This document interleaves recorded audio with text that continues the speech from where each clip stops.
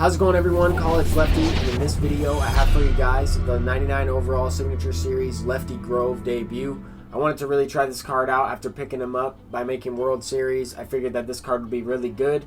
I have him as the ace. I'm going up against a friendly game here and playing Loki 4357. He's definitely a good opponent. And we're going to go ahead and start this off with Lefty Grove. I mean, I'm looking to establish the changeup, establish the forkball, mix in the curveball and the slider. I want to test everything else out. I know that he has really good control on his fastball. He has 99 control on it, and I'm trying that out. We are playing on Hall of Fame difficulty, so we are going to go ahead and hop right into it. We're facing Tony Gwynn. I figured I would take you through the entire first at-bat there as I was trying to test out a couple different pitches. I was able to get him with the fastball there. Now I'm throwing another fastball to Ichiro. I missed over the middle of the plate there, but he lines out to Frank Thomas. Definitely could have been a base hit down the first base line there. And that's something that I noticed in this game. A lot of lineouts and a lot of hard hit balls right to people, and that's just the way it is. So I'm trying to establish the fastball on the outer half as well as the inside half, mix in off speed on the outside corners and inside corners. I'm trying to get the confidence up on all of these pitches. I want to try and make a good debut with this Lefty Grove. I'm not quite sure if he is going to be an ace. A lot of people are using Clayton Kershaw as their ace, and that's who I was using as my ace before I got this Lefty Grove.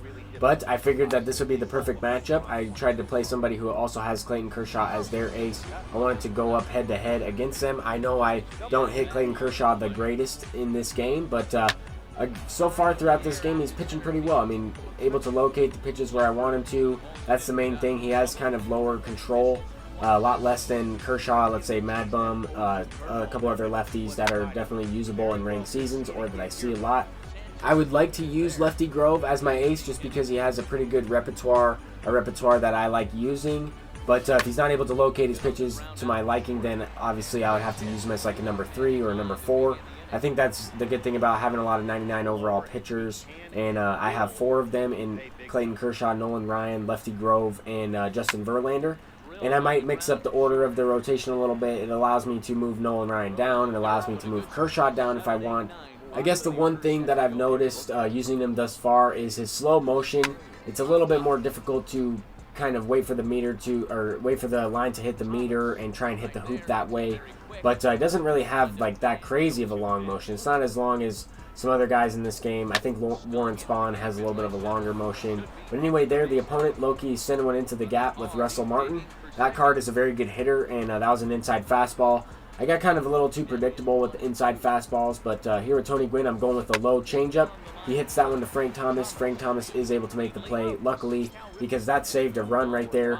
So far, I haven't really gotten too much going at the plate in this one, trying to see as many pitches as possible from Kershaw. I noticed that Loki was throwing a lot of fastballs up and inside, so I will try and look for those a little bit later on in this game, or potentially try and ambush one of those first pitch if that is the case. But anyway, he throws a slider over the middle of the plate. I lined it up. I hit it. It was good, okay contact, but right to center field. So far, I mean, I've lined out a couple times, but that one right there was definitely a hanging curveball. I could have done some damage with that one. I got on top of it a little bit. So far, just the timing and the PCI placement, not quite the exact result I'm looking for. One of them was slightly off, whether it was PCI slightly under it or above it. And timing so far, not really the greatest. I was a little bit late on some pitches. When you want to be more early on some of the fastballs thrown and some of the off-speed pitches, you want to be early on them so you can pull them anyway. But we're facing, this is Keith Hernandez. He is going to launch one up the middle, just out of the reach of Cal Ripken Jr. So the opponent's starting to get something going off this Lefty Grove so far. Got a couple base hits. Now facing Nick Senzel, but we do have 2 outs in the inning. So I'm looking to try and get out of this. However, he is going to hit a ground ball to third base. George Brett unable to make the play. 77 speed, running down first base. That would have been a tough play anyway.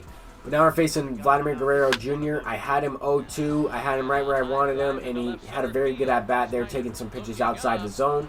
He waited for a fastball but inside, and that's exactly what I threw. I missed over the middle of the plate, and he gave up a 3-run shot. So far, really only one bad pitch thrown from Lefty Grove. That was that fastball over the middle of the plate.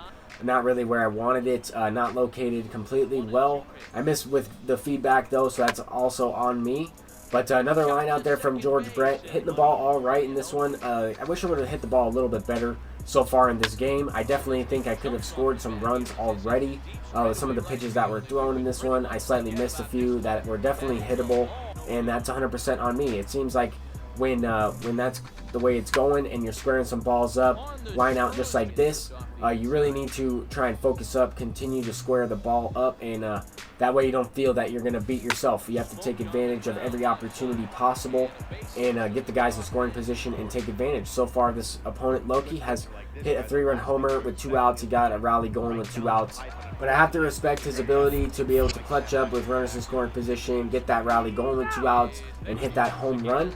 But there he's trying to bunt the runner over with the pitcher up. I completely get it. That's good baseball. And unfortunately, I was able to get the strike him out, throw him out in that situation. I got out of the inning unscathed. So we have the bottom of the lineup coming up. I think that's going to be it for Lefty Grove in this outing. I'm trying to get something going, especially after getting a 1-out base hit there with Cal Ripken Jr. This is going to be sent up the middle for a single. He has Ichiro in center field. I'm not going to be able to get to second base, but I figured I would bring in Vladimir Guerrero Jr. off the bench as well. He throws the fastball up and inside. I was trying to get the PCI up there as I was swinging, and somehow I got on top of that baseball. I don't really know with that feedback. I would have liked to go and take a look at that one in slow motion, but for the sake of the video, I just got on top of it, hit it right to second base. Luckily, it wasn't a double play. I still had an opportunity to score the run. However, I was unable to do so. I just wasn't able to capitalize so far with runners in scoring position. 100% my fault, and I definitely had some chances. I mean, here I ripped a single into the gap with Roberto Alomar. I'm not really willing to test that. Ichiro out there in center field, only because I'm down 2 runs. I have Frank Thomas coming up to the plate. I'm looking for something over the middle. I squared that one up. If I would have swung a little bit earlier on that, I may have been able to send it into the gap. But nonetheless, a good squared up line drive right to the center fielder. Hit it over 100 miles an hour. That's all you can really ask for in that situation. Just didn't really have the right launch angle for that to be a base hit. But the opponent is definitely getting something going at the plate. He's able to rip a leadoff base hit with Nick Senzel. He is going to go ahead and try and steal as well. A nice hit and run play. I thought I was going to get messed up there with Frank Thomas as he was deciding to throw cancel in slow motion there. I don't really know what happened, but nonetheless, I was able to get the out. And then this opponent was sitting on the fastball. I figured I would try and get a fastball inside on Jose Reyes. He gets the job done. I tried to throw to the cutoff man, and he still gets in there safely at second base. But this game is at a 4-1 deficit. It's still within reach. I mean, so far, most of the balls I've hit hard have been right to the fielders. I have that one home run with Frank Thomas, but anyway, that one I kind of got to break a little bit. It got by his outfielder in left field. I was able to move up to second base. On this one, I was looking for a pitch up in the zone. I have no idea how I missed that one, got under it. The PCI said I was under it. That one really confused me. I felt like I moved the PCI up there and was able to hit that one, but I did pop up to the shortstop. And then this very next hit falls down for a base hit. It's just this game plays crazy sometimes. There's not really anything you can do about the hit results. I mean, you try and put good swings on the ball, and sometimes it goes right to him. And then you swing very late on a pitch above the zone, and it falls just over the first baseman's head. So it is what it is. This opponent is hitting one, squaring one up, pulling it down the right field line with Tony Gwynn. Unfortunate. That could have easily been sent out for a home run. The following batter, Ichiro, is squaring one up for a base knock. I mean, he could have easily had a double in that last hit, and then that scores him right there. So definitely could have scored a couple more runs both ways in this game. And he tried to be aggressive. I completely respect the aggressiveness in that situation, trying to steal, trying to get the extra insurance runs this late in the game. I mean, I'm going to try and make the comeback. And that one probably would have got through the hole. I mean, I was playing in double play depth. But right there, he still beats it out. Ronald Acuna and his speed. But in the 8th inning, I mean, I still have a chance to come back in this game. A couple base hits. I will be able to score a run or two, and I mean, a big hit really breaks this game open, can tie this game up, or potentially take the lead. So in this situation, we have 2 guys on base with Andrew McCutchen up.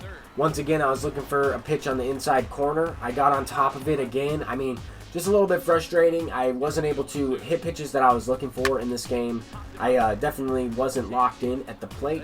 It happened. I mean, I had something going on where my timing was slightly off, or my PCI placement was slightly off. I had a lot of pitches that I could have hit. I mean, there's another one up and inside in the zone, and I was looking for it. Still a little bit late on it in reacting to the Clayton Kershaw fastball. I mean, he's a very good pitcher. On this one, I was able to send it up the middle. A little bit of a better swing, and it was indeed a sinker, so it was sinking over the middle of the plate, lower in the zone. I brought in Ichiro off the bench, my best lefty, one of the only guys I had left on the bench. I went ahead and used some other guys in my right-handed hitters like Vladimir Guerrero Jr., Ricky Henderson. I actually used Ricky Henderson as a platoon for Duke Snider in this game. I also wanted to kind of try that out. It didn't really work out for me as I wasn't able to get anything going with Ricky Henderson, but in the bottom of the 9th inning, I do have a chance. I was also using Ralph Kiner off the bench. That was my other right-handed hitter. But there with Tony Gwynn, I sent that one off of the wall, or at least I thought it was going to be off the wall. Tony Gwynn tracks that one down at the warning track. Unfortunate, but I still have a chance to win this game. I mean, chance to walk it off. He brought in Andrew Miller. I was looking for that pitch inside. I squared it up. I lined out, and that's the way it goes. I lost by 1 run. Great game to Loki right there. He's a great player. That's going to do it for this video, guys. Thank you guys for watching. If you enjoyed, please leave a thumbs up and subscribe if you are new. I'm College Lefty, and I'll see you guys in the next one. Peace out.